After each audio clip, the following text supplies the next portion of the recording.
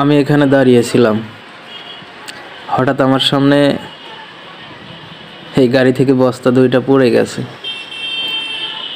বেচারি অনেককে ডাকাডাকি করছে, অনেককে বলছে উঠায় দিতে, কিন্তু কেউ দেয় নাই। আমি তাই দেখলাম, দেখি আর কতজনকে এভাবে তিনি ডাকে।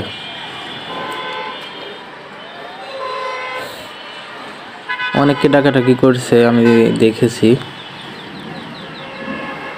কিন্তু কেউ তাকে হেল্প করেনি। তো দেখেন শেষ পর্যন্ত কি হয়। আমিও এটা দেখার অপেক্ষায় ছিলাম। আসলে আমরা তো রাস্তাঘাটে অনেকে এভাবে অনেক সময় অনেক রকমের বিপদ আপদে পড়ি। আসলে মানুষ আমরা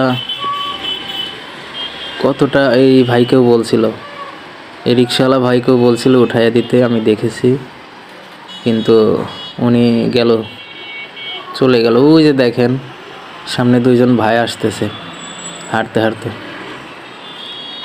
ওনাদেরকেও বলবে, কিন্তু কিন্তু ওনারা এই যে ডাক দিছে দেখছেন, ওনারাও সাহায্য করলো না। আসলে আমরা মানুষ এতটা, কি বলবো, এখানে কি বলার আছে। বিশেষ করে এই শহরে আমরা মানুষকে মানুষই মনে করি না। আমরা এটা ভাবি না যে আল্লাহ আমাদেরকেও বিপদ আপদে ফেলতে পারে। তো যাই হোক, বেচারা কি করবে দেখেন, বস্তাটা উঠিয়ে খাড়া করে রাখলো। দেখে যেমন হচ্ছে বস্তাগুলো অনেক বেশি ওজন না, মানে হালকা। তো যাই হোক, আর দুই একজনরে হয়তো বলবে। আমি ক্যামেরা অন করার আগেও অনেকবার অনেক কয়জনকে বলেছি, কিন্তু তারা তাকে হেল্প করে নাই। তো দেখি শেষ পর্যন্ত কি হয়। আর কাউকে পাচ্ছে না। অনেক কয়টা রিক্সাওয়ালাকেও বলছে। পরে মাথায় আসলো, আমি দেখি কতক্ষণ উনি এভাবে।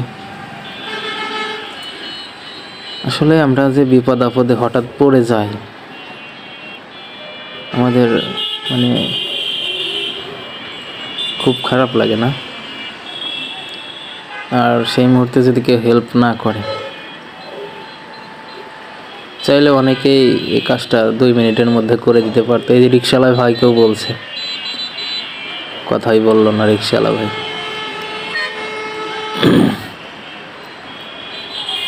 দেখেন দুনিয়া কত স্বার্থপর, স্বার্থপর মানুষ, স্বার্থপর দুনিয়া। আমি এখানে দাঁড়িয়েছিলাম, আমার বউ আসতেছে গ্রাম থেকে, তাকে রিসিভ করার জন্য। তো যাই হোক, উনি রীতিমতো হতাশ। আসলে কি করবে এই মুহূর্তে। দেখেন ওনাকে যদি কেউ 1 ঘন্টাও হেল্প না করে, উনি কিন্তু এইভাবেই দাঁড়িয়ে থাকবে। তো যাই হোক, দেখতে থাকেন শেষ পর্যন্ত কি হলো। মেন রাস্তার পাশে, এটা খুবই দুঃখজনক। এত মানুষ চলাচল করছে, চাইলেই কিন্তু কেউ একজন 2 মিনিটের মধ্যে কাজটা করে দিতে পারে, কিন্তু না।